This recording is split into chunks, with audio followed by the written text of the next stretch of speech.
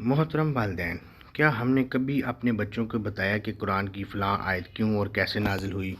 اس کے پیچھے کیا کہانی تھی؟ کبھی نبیوں کے قصے بتائے؟ کبھی بتایا کہ حضرت ایوب علیہ السلام نے کن حالات میں ہمت سے صبر کیا تھا؟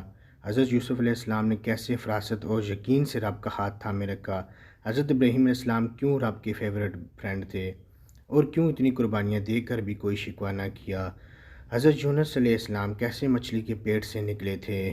قوم لوط علیہ السلام کس جرم کی پاداش میں اتنے عظیم عذاب کی حقدار ٹھہری؟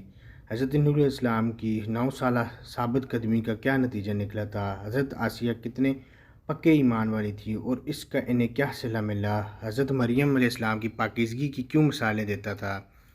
دنیا جہان کی کتابیں تو ہمارے بچوں کے بک شیلف میں سجی ہیں، مگر کس کس کے بچوں نے پوری قصص الانبیاء پڑھی ہے؟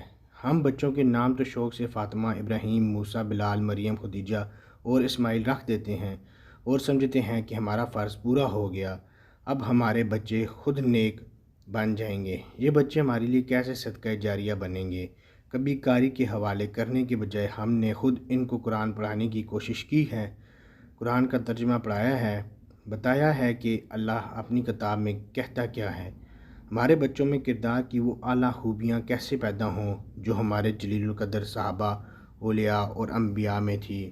حضرت ابوبکر صدیق رضی اللہ تعالیٰ عنہ کی نرم دلی، سخاوت، وفاشاری اور وفاداری، حضرت عمر فاروق رضی اللہ تعالیٰ عنہ کی اعلیٰ کرداری اور عدل و انصاف، حضرت عثمان غنی رضی اللہ تعالیٰ عنہ کا شرم و حیا، ایثار اور غنا، حضرت علی رضی اللہ تعالیٰ عنہ کی جرأت، رشد اور فراست، سیف اللہ حضرت خالد بن ولید رضی اللہ تعالیٰ عنہ جیسے جری اور زرک جرنیل کی دلیری، حضرت خدیجہ رضی اللہ تعالیٰ عنہ کی وفاداری اور خدمت گزاری، حضرت بلال کی قربانیاں اور ثابت قدمی، حضرت فاطمہ رضی اللہ تعالیٰ عنہ کا اپنے والد کے لیے پیار اور ادب و احترام، محمد بن قاسم اور صلاح الدین ایوبی کی جرأت مندی اور بہادری، حضرت انس اور حضرت عائشہ رضی اللہ تعالیٰ عنہ کی علم سے محبت، کتنے ہی ان گنت نام اور ہیں۔